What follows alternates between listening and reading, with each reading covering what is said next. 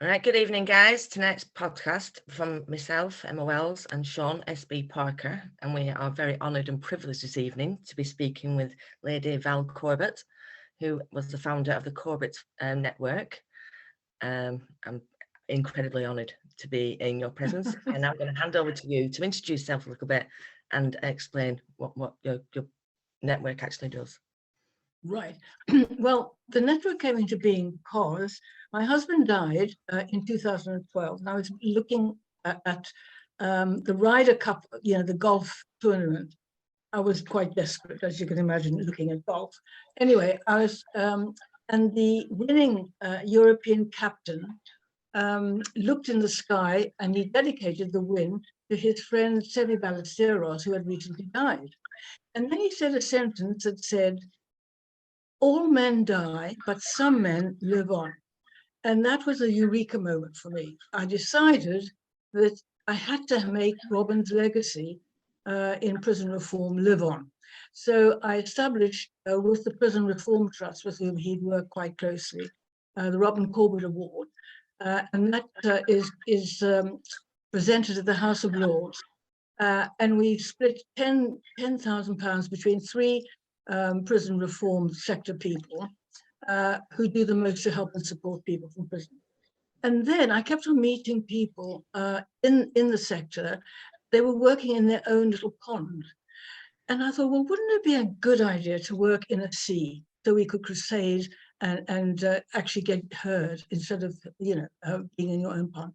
And that led to the Corbett Network.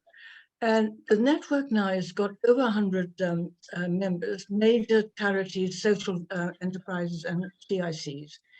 And they focus on collaboration, which is what, I really set it up to do.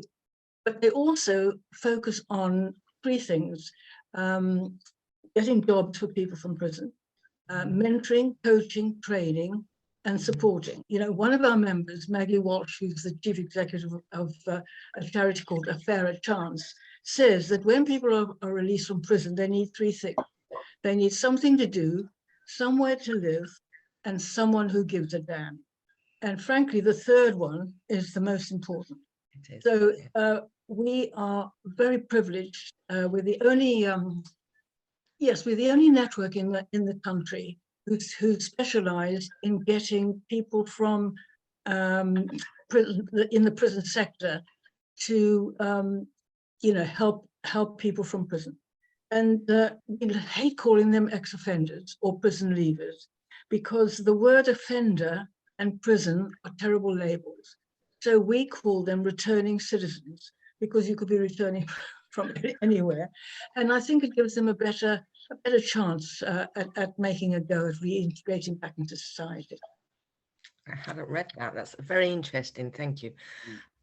Following on from that, obviously, your departed husband, Robert, he said that prison isn't full of bad people. It's full of people who have done bad things, and most need change, most need a chance to change. In that respect, your network is dedicated towards assisting ex-offenders with finding work. I live in close proximity to the largest sexual offending deep prison in the UK.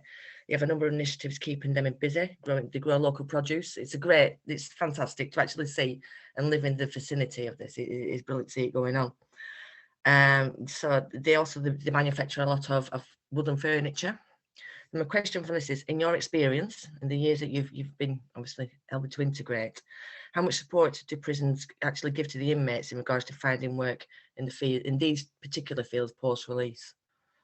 Well, first of all, the New Futures Network, which is the MOJ's employability section, they're doing a pilot to put employability accessible coaches in every prison. They're doing it in 26 prisons, and they feel that it's a success because these coaches are working with people who are in prison, trying to find out and giving them support and counseling and skills so they can get a job when they come out. But the problem with employability is this, that governors are now, they have been given much more power, and they run the prisons, the way they see it. it reminds me of someone I met who was a helicopter pilot, and he went to prison. I think you never know what they go to prison for. You're not supposed to ask, but I think something to do with fraud. Anyway, he went to an open prison, and it was one of those summers with the heat waves. And there's a something. I think you have to mute yourself for me because I can hear a record back. Anyway, this guy was at an open prison, and there was an old car there. And so he went to the governor and he said, you know, there's an old car there, and there's a guy who's a motor mechanic. Why don't we ask him to give these young guys some lessons in, you know, how to repair a car and all that? And the governor said, nah, I don't think that will work. So they did nothing. So they just sat there. They got great suntans, but they did nothing. So if a governor is enthused and can help, and we have got many members who work very closely with, you know, with the governor. Because if the governor says no, then it's no. I mean, you know, you can't do anything otherwise. But some governors, of course, are very, you know, thinking of the long term, not the short term. Yeah. And I just feel that we focus on jobs, and we get, and some of our members do extraordinarily well. I mean, I can think of 3 or 4 that have from January to today, they have got jobs for over 300 people. So I mean, there's a lot of work. There's a lot of work that goes on in prisons today. Prisons don't work, as we all know. But within that concept, there are a lot of committed people who are working very hard with people in prison on ROTL, and that's released on temporary license, and of course when after release. So there's a lot of work going on there, and we shouldn't ignore that at all. No, I remember Ralph in the time that I was involved with HMP Stafford. He was very progressive. He did an awful lot of good work with the inmates in there. There's a lot of work, yeah. An awful lot. I'll tell you one story that I absolutely love. This is I can't give the names. I call her Hazel. Hazel had 3 strikes against her. She was a woman, she was black, and she's just spent 4 years in prison. And one of our members, called Employment for All, decided to give her a job. And so they went to a university, and with much reluctance, the university decided they would help. And they got her a job as a receptionist in the Students' Union building. Well, over the months, Hazel became their mother. She told them where to go for this and the cheaper that, and she's in every graduation photograph. And they just built, the university just built a £170 million building, and they have made Hazel building manager. So, you know, I mean, I just think that is such a wonderful story. I've got hundreds of those stories, by the way. I don't want to keep you too long, but I mean, that's just one of many, many stories that I could tell you. And this, as I say, I keep on trying to be positive and saying, however bad prison is, and God, there's a lot bad. I mean, people are still being locked up 23 hours a day, you know. But you know, it's stories like that that just that's so it's rewarding, and we kind of know why we're doing this. When a lot of the work that I've done in the support work that I've done with the thousands of people over the last 7 years has always been the central word has always been hope. No matter no matter what happens, you've got to have hope, because there is an afterlife, and people like yourself and initiatives like yourself are giving people this hope, and you're so very, very important in that. And like if it comes to sort of the question of hope, which is a good word, and I must say, is that it's an important day sort of today. This is the Wednesday of the week that the podcast goes out, and we've heard this week that the Jengba thing, which is being pushed by Barry Sherman MP, has been given a big green light, and today that the IPP situation, which has been the biggest stain on the justice system for 20 years, right? Is about to be pretty much solved. Is that correct, Val? Or Well, they have made a report. I mean, I've been very involved with this crusade. It's a scourge on the whole of the prison. I don't understand why it's still there. Well, I'll tell you why it's still there. David Blunkett, who's then Home Secretary, brought it in, and he has castigated himself. He is furious with himself at bringing it in. But it was actually stopped in, I think, 2009. The trouble is that those already in prison under that scourge, they have got to go through the IPP. I don't understand why, when the IPP was stopped, why these people were just, given the chance to say that they could go. There are so many anomalies. I remember a young man who stole a mobile phone. He was sentenced to 18 months. He was in prison for 12 years.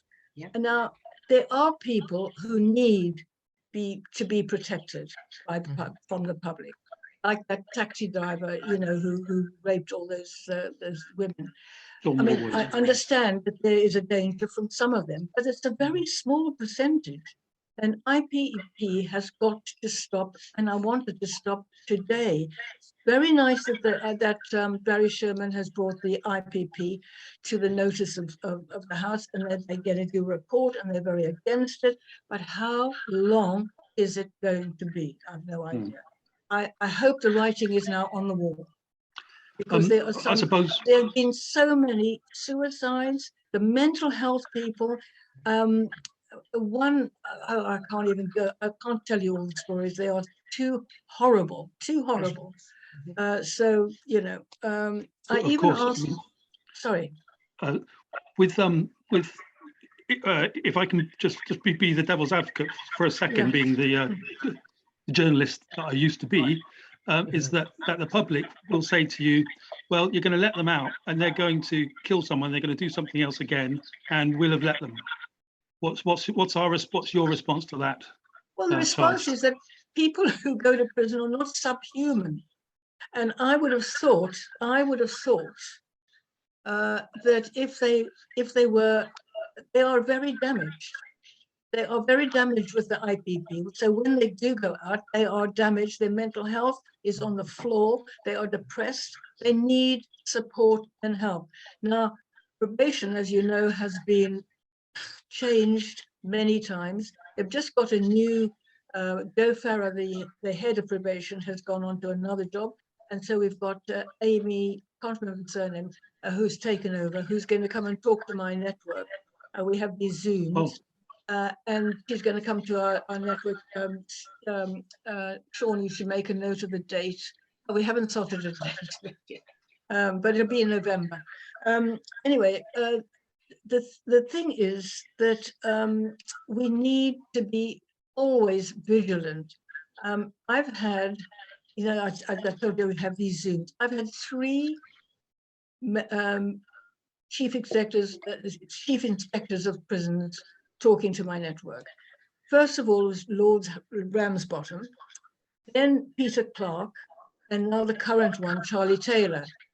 All of them have made recommendations that they are similar all through that. And because they have no power, all they can do is make recommendations. And sometimes the government does take notice, but sometimes they don't. So I said to Charlie the last time, I said, is it depressing that you go around, you do these reports, and very little, sometimes very little happens. Of course, sometimes things are improved, and I'm very happy about that. And he said, you just have to go on. You have to keep it in your mind that you're there to improve the prison centers, the prisons. And, all we can do is point out how they can be improved. Up to the government, the MOJ, to make that. And the MOJ, do you realize we've had 9 ministers in the last 10 years? Yes. The new one, Brandon Lewis, has just taken up his post. A bit of a turnover, isn't it? It's enormous, yeah. I mean, and Dominic Raab, God. The amount of people who have supported, who are contacting the ministers, asking for assistance and help because of, you know, these people, these loved ones on the outside, representing the people on the inside.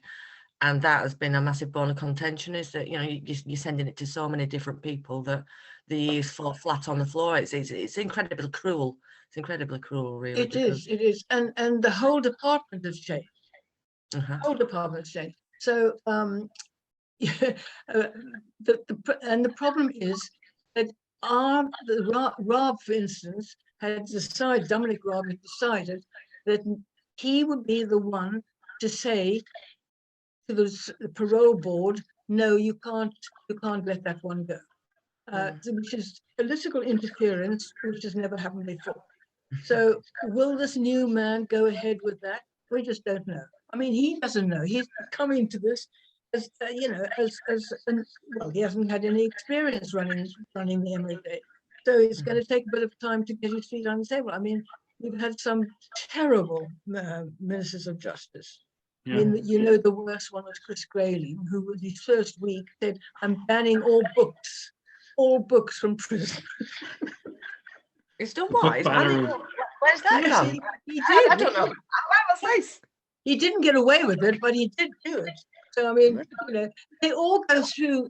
It seems to me that the Ministry of Justice is a kind of stepping stone. They come there hoping that the next step will be something higher than you know, the Minister of Justice.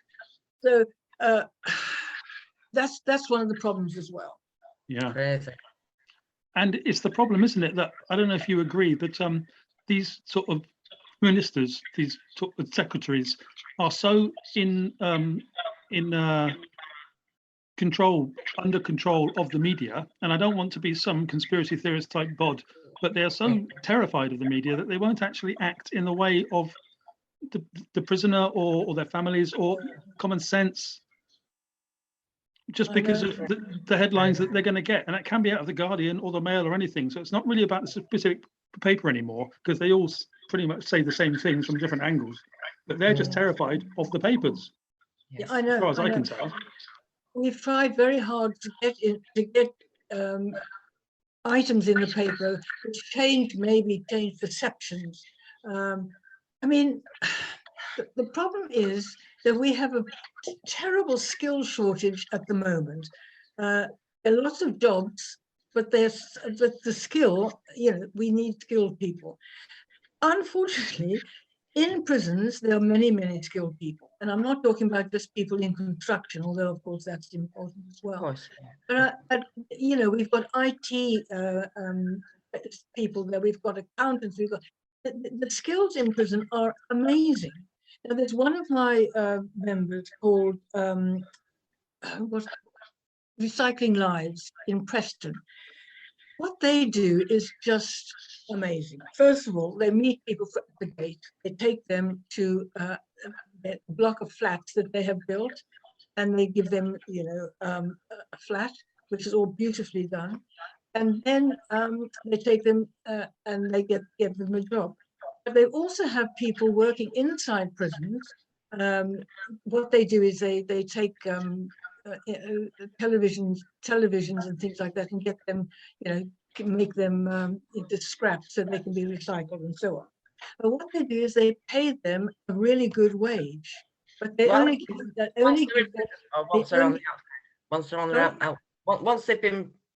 once they've been released from prison, yeah, they get the good wage. No. In prison they get a wage. When they're working in prison, they get a very good wage, but they only get half of it, and the other half is put into a bank account. So when they are released, they sometimes have a couple of thousand, so they can pay for you know, a deposit on a flat or a car or whatever. And I mean, those are the sort of things, as Alistair Jackson, the chief executive of the charity, says. I want my children to grow up in a more secure society. I don't want them to be you know, knifed or offered drugs and things like that. So it's up to me to make them reintegrate back into society so that my family will be safer. And that's, it's a logical, it's a very jolly, Of course, you'll never logical. get rid of criminality. There will always be criminals in the world. They will. But majority of guys and girls who are coming out of prison are never going to reoffend, and it's those people that we need to be concentrating on and ensuring that their futures are brighter and better, so that it's better for us all. That's what we need to do. Absolutely. I know. Because sorry, Sean, what are you saying? Okay. What you're heading towards there is the idea that people don't commit crime anymore, and in general, and everyone's thinking about the 17 billion recidivism bill and all that kind of statistic. What I've kind of witnessed from people in prison is that they give up on their criminal ways if they ever had any. There's a fifth of maintaining innocence inside who need to be listened to. But for the four-fifths that did have a criminal lifestyle, they come out of it of an age, not because of necessarily things running in prison, but it's because they've got to 40 or to 60 in some cases. And it's in the man's, in my case, mind and their soul, as opposed to the things around them. It's a bit of a spiritual thing in that sense. Do you know what I'm trying to say there? Yes, I absolutely changing. I absolutely agree with you. But the statistics prove one fact. As you know, we have the highest reoffending rate in Western Europe, and we lock up more people, far more people. Within 2 years, something of the order of 55% reoffend. But that figure goes down to 19% when they have a job.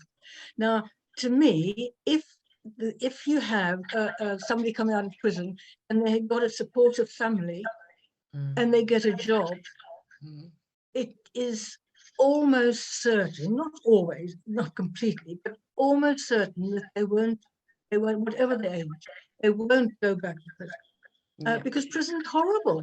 But it's a waste of time, is what it is. It's a waste of time when you're there. From a male perspective, I'm not a man, but men coming back to their families, being able to gain gainful employment must be the biggest bolster that they could possibly have. Yes, it's a focus, and it's very useful. Absolutely. Yeah, of course it is. Yeah, of course it is. And what we're trying to do as well is ban the little box on the interviews where they say, "Have you ever been convicted of a criminal offence?" Because if they tick it, the interview thing goes down the drain. So we have to get rid of that. And there's one other thing. Oh yes, this is the unfairness of it. If you have a criminal record, it stays on your record for many, many years. Something that you do at 18 and you turn 40, it's still there. So I've got to have gone to prison, Val. If you've been arrested under suspicion of something, it will remain on your file for many, many years. So a lot of people, it's crazy. They've done nothing wrong, and yet they still have to disclose that this has happened 10, 50 years down the path. And the same with house insurance. It doesn't just end at employment. It's fundamentally wrong on so many levels. I know. And we've got a member called Unlock, which has got a project called Fair Text, and they are crusading against these ridiculous. And it's very unfair, because apart from anything else, if you've got that on your record and say you want to go and visit somebody in America or Australia, you won't be able to, because they'll be, you'll be banned. Very, very, anyway, we're coming down to the last bit of our discussion today. We could go on forever. I could talk to you all day and all night, Val. I'll never go to sleep for a week. You're a very interesting lady. I really appreciate your time this evening. But obviously IPP and what has happened today needs to take some precedent here. So if you can give us your thoughts on what has happened. On the IPP? Absolutely, yeah. Well, what I and the people who run what's it called? My mind goes funny, just sounding right. I'm going down. Ungrip. Thank you. Ungrip, yeah. The Ungrip people. What UNGRIP and everybody else wants is for the probation. And I've talked to Martin Jones, the head of probation, about this. And he says he can only be governed by the people who are looking after them. So his hands, he says, are sort of tied, because if they think that someone is still, someone who should be protected against against public, he can't do anything about it. But UNGRIP and everybody else who wants to see this needs IPP to go, not today, but yesterday, because the numbers of people who've killed themselves, I know of at least 3 that have been brought to my notice. A young woman of 32 who had served 16 years, and she killed herself on New Year's Eve because she couldn't face another year in prison.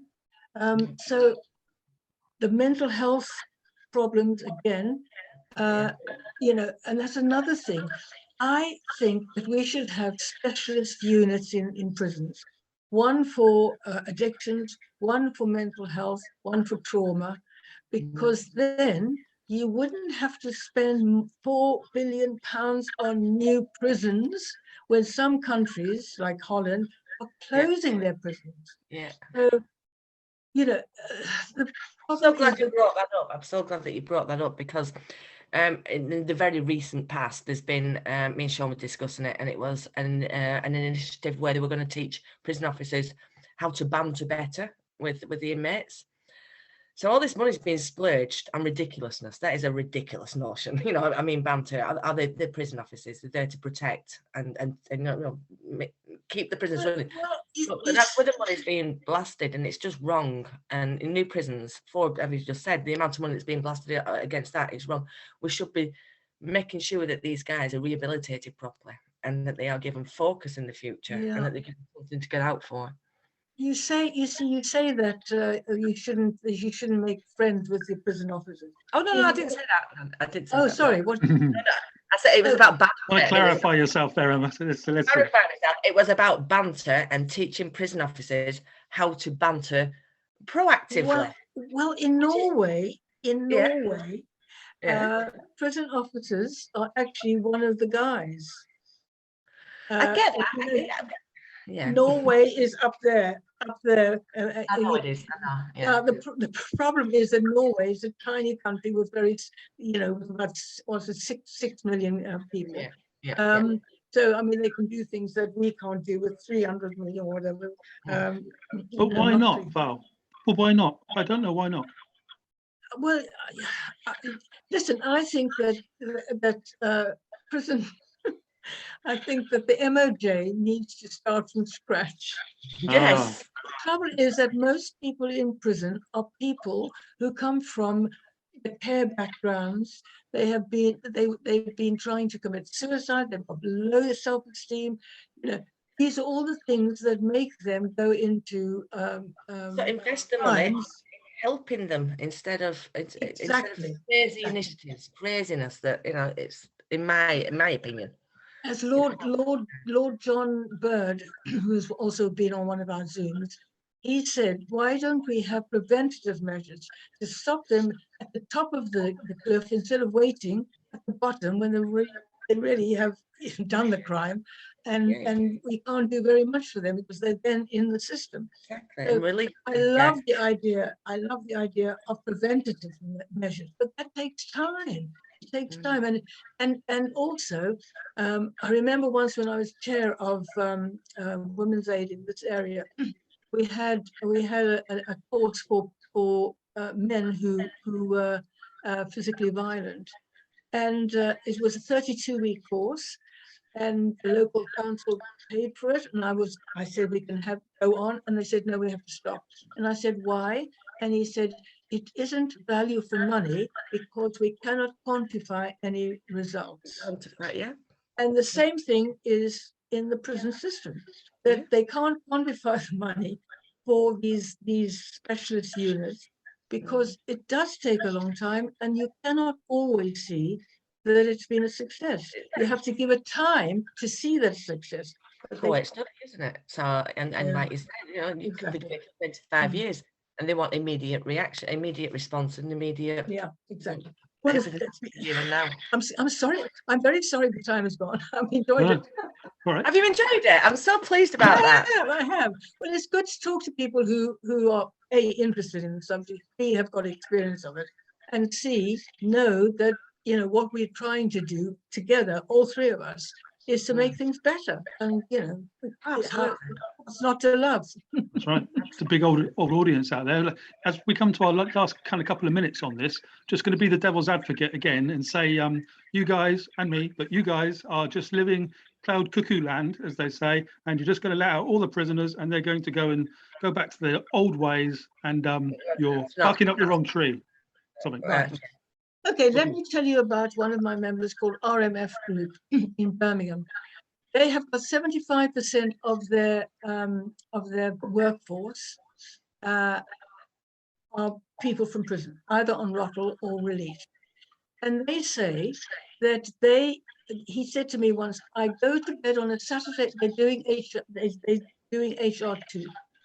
He said, I go to bed on a Saturday night and sleep like a baby, because I know on Sunday, those guys are going to be there, because they have a work ethic, they have a loyalty, they have a passion, they want to give back. And he said, don't judge them on their abilities, not their past. So it depends very much on how they are how the transition from prison goes into, as we say, civilian life, because they cannot come out on Monday and start work on a Tuesday. It doesn't work. And what I'm trying to do is to say that people need to come through some of the people in my network. I mean, there are loads of them that are not in my network, and they're still out there, and they can support. They do. So when they are supported, as Maggie says, they need something to do, somewhere to live, and someone who gives a damn. And those are the three things that will make our reoffending rate come down. And it has to.